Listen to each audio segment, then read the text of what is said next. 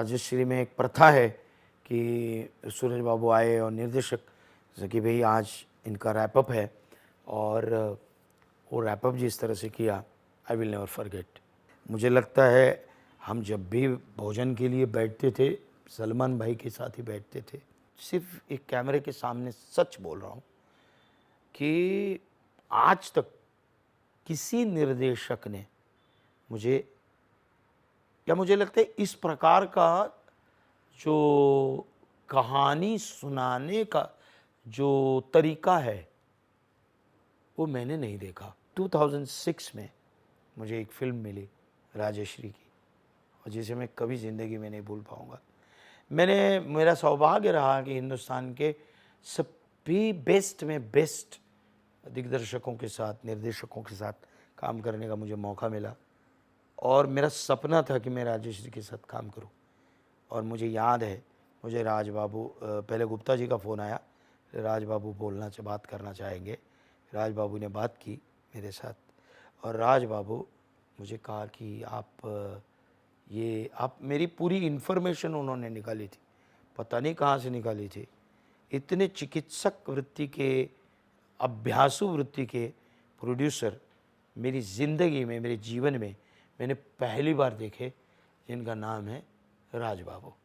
और मैं उनके ऑफिस में पहुंचा और ऑफिस में पहुंचने के बाद उन्होंने मुझे कहा कि आपने चाणक्य किया है, आपने ये किया है।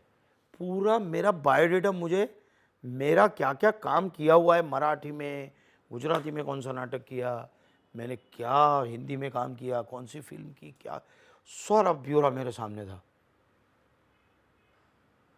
मैंने कहा हाँ, मैं चकित था। मैंने कहा कि मैंने इतने लोगों से काम किया, कभी किसी ने मुझे इस प्रकार से बात भी नहीं की। खैर एक होती है कि भैया ऐसा एक रोल है, ये है वो है, थोड़ा सा एक्सप्लेनेशन दे दिया, हो गया। क्योंकि उन दिनों मैं इतना भी बड़ा नहीं था कि मैं नरेशन क्या है मुझे स्क्रिप्ट दो, ऐसी कोई हमारी औकात ही नहीं थी उस समय। मुझे मिल रहा है और मुझे जो रोल मिला है वो मुझे 100% निभाना है, बस उतना ही पता था। तो फिर कहा कि सूरज बाबू आपको नरेशन करेंगे। मैंने कहा ठीक है।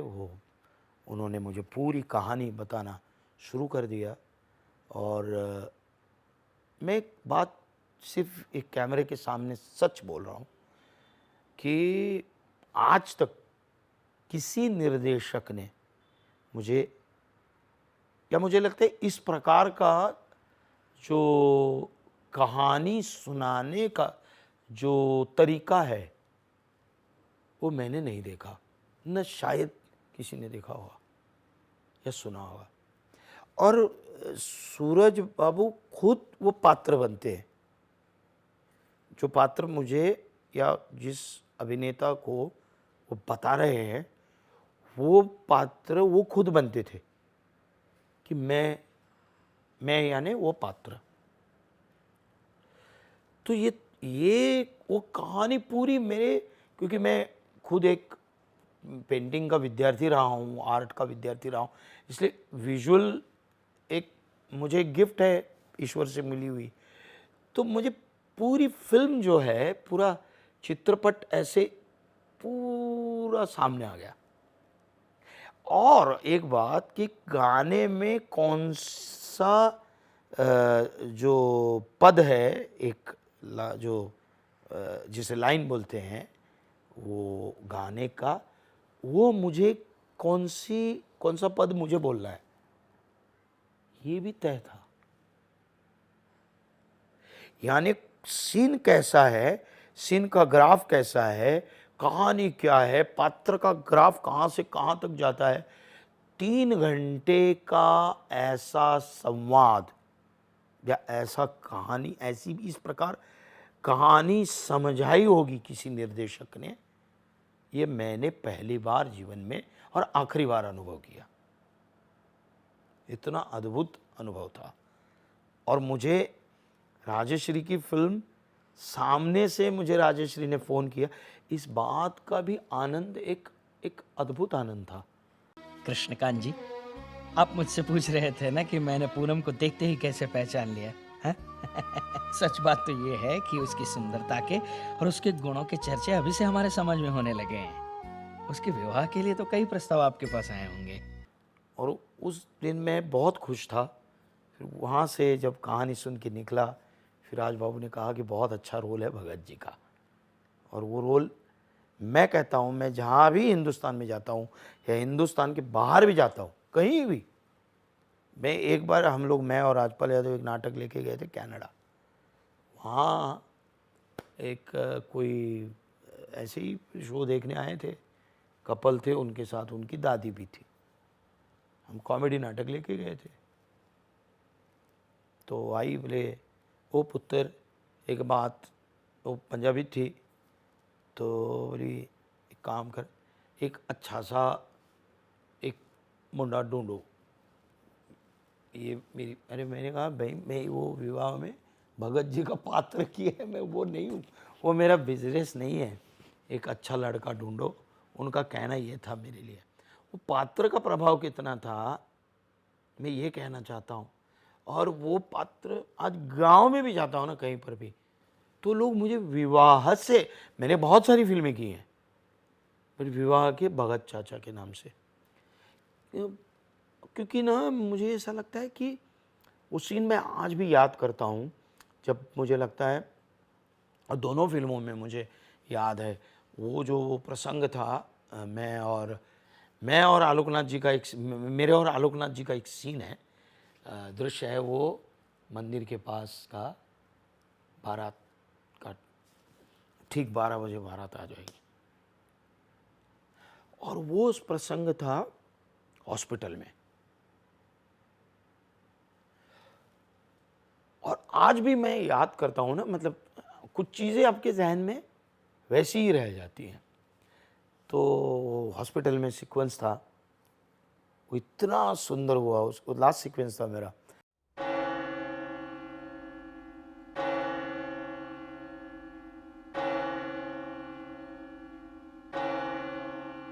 दो दिन बाद ठीक इसी समय आप कन्यादान कर रहे होंगे कृष्णकांत जी।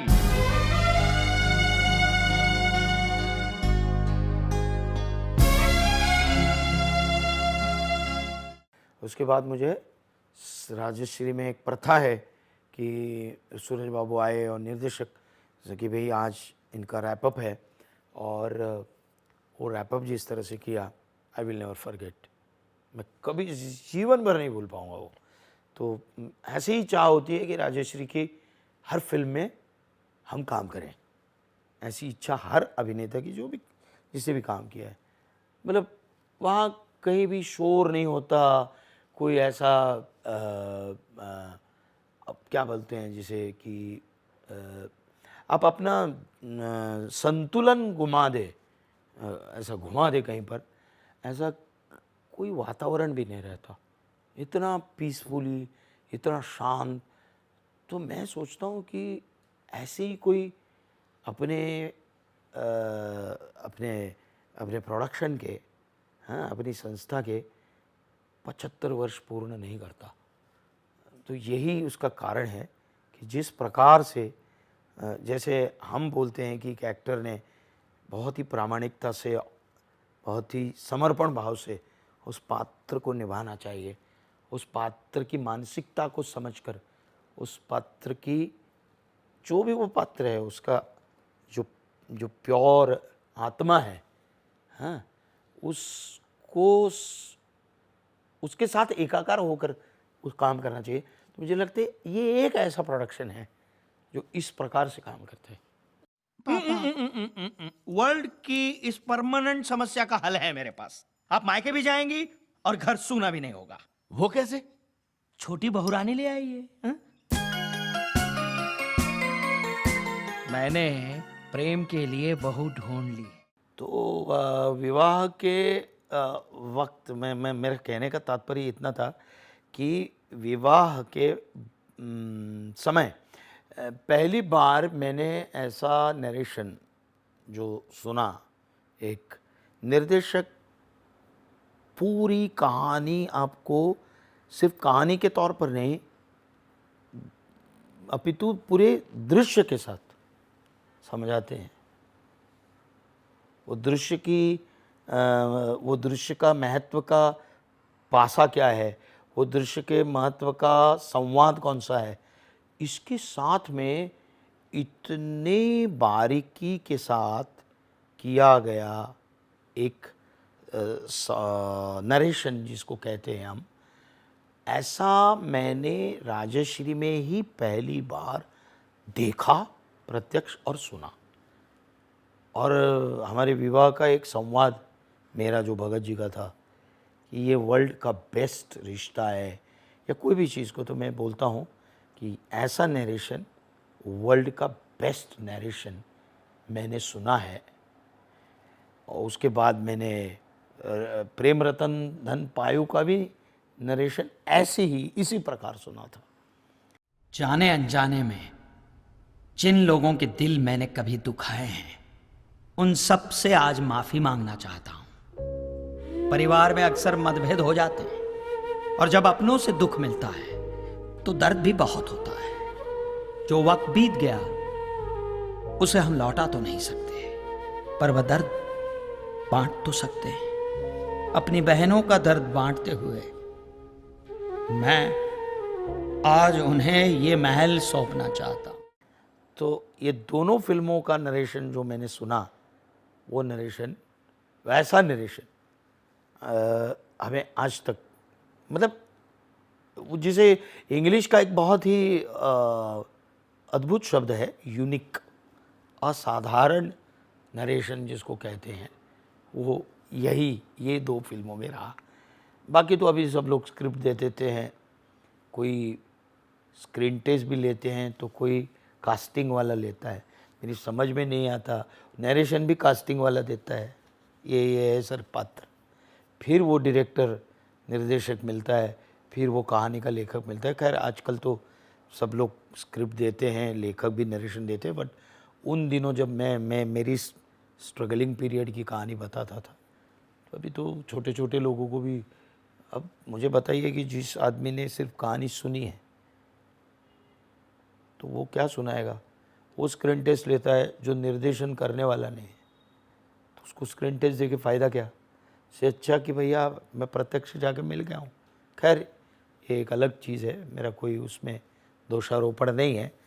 खैर वो अभी लोगों को अच्छा लगता है होगा, बट मुझे ऐसा लगता है कि जो एक अभिनेता और एक निर्देशक और एक लेखक जब दोनों साथ में बैठते हैं और जो भावनात्मक आदान प्रदान होता है, जिस भावना से उसने लिखा हुआ है, जिस विचार से उस लेखक ने लिखा हुआ है, जिस उद्देश्य से उस लेखक ने लिखा हुआ है, वो उद्देश्य एकदम क्लियर कट उस एक्टर के मस्तिष्क में, हृदय में बिल्कुल ऐसे क्या बोलते हैं उसको, घुस जाता है कि वो ज़िंदगी भर नहीं निकलता। और शायद यही और इसी की वजह से मैं बार बार वो तारीफ़ कर रहा हूँ या उसकी प्रशंसा कर रहा हूँ। निश्चित रूप से सलमान भाई के साथ मैंने प्रेम रतन धन पायो, ये एक सूरज जी के साथ, मुझे लगता है हम जब भी भोजन के लिए बैठते थे सलमान भाई के साथ ही बैठते थे या राज बाबू के साथ बैठते थे। इवन मतलब राज बाबू खास कर बुलाते थे कि घर का भोजन है, आइए, साथ में बैठकर खाना खाते थे। मतलब कभी सलमान खान ने भी वो खुद एक सुपरस्टार है ऐसा कभी नहीं जताया, कभी नहीं जताया। और बहुत ही आत्मीयता से, बहुत ही हृदय से बोल रहा हूँ, ये मुझे कभी अनुभव नहीं हुआ। प्रणाम। भंडारी साहब, आप यहाँ? जी, राजकुमारी चंद्रिका जी ने बुलाया था। वे चाह रही थी कि राजघराने का वकील होने के नाते पहले मैं समझ लूँ आप क्या कहना चाहते हैं, फिर वे आपसे मिलेंगी। इस फिल्म में भी, और मैंने उनके साथ एक क्योंकि नाम की फिल्म की थी, उसमें भी कभी नहीं, कभी नहीं। इज़ वेरी वेरी क्या कहते हैं उसे, बहुत ही नॉर्मल वो था कोई, जैसे एक larger than life picture create किया जाता है, ऐसा कभी नहीं, मुझे कभी भी इसका एहसास नहीं हुआ। और अपने विवाह में मेरे साथ शाहिद कपूर थे, वो भी मेरे साथ, मैंने एक फ़िल्म उनके साथ पहले भी की थी, जॉन मैथ्यू मैथिन की, शिखर, उसमें भी थे, इसमें भी थे, बहुत प्यार से। और अमृता तो मतलब कभी दोनों ने कभी ऐसा बर्ताव नहीं। अमृता के साथ मेरा उसकी पहली फ़िल्म से उनकी माताजी को मैं जानता था, उनको भी जानता था, तो बहुत ही क्या कहते हैं, बहुत ही घरेलू संबंध थे। वो उनकी जो माताजी थी वो कोंकणी थी, my wife is Konkani, so they used to talk. और कभी भी मतलब अमृता इज़ लाइक, वो क्या कहते हैं, मतलब हम लोग बहुत सालों से एक दूसरे को जानते हैं, इसी प्रकार का उनका बहुत, आज भी जब भी वो मिलती हैं, खैर कभी काम करना नहीं हुआ उसके बाद मेरा, but she is a wonderful lady और बहुत अच्छी अभिनेत्री भी हैं।